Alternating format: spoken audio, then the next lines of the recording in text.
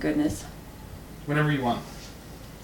The Other Side series began with 2 words in my mind, and as you can see, it grew exponentially. The first book in the series is The Other Side of War, and it is the foundation for the remainder of the stories. It chronicles how my dad discovered initially that he could not come home after the war, and it mattered not that he had a wife and 3 little boys back here in Saskatchewan. He was going to Germany. He was told they were going to rebuild the country. So in that book, we learn about Dad's feelings when he received that news.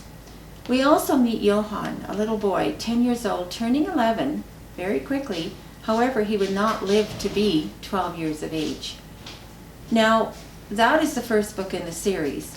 The second book, The Other Side of Fear, actually, when I wrote the first draft, I had The Other Side of War and The Other Side of Fear as one novel. It didn't take me long to figure out, though, that The Other Side of Fear was a book separate onto its own.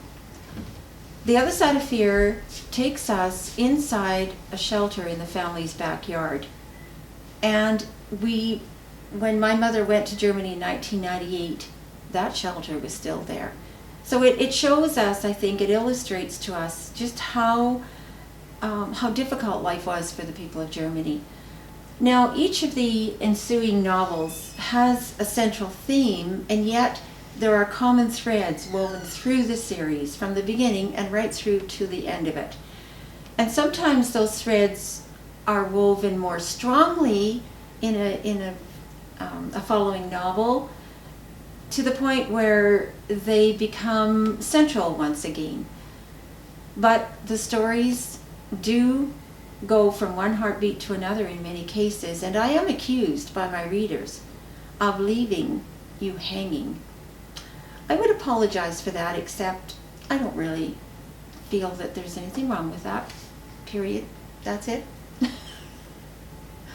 So the Other Side series fills my world. It fills my soul.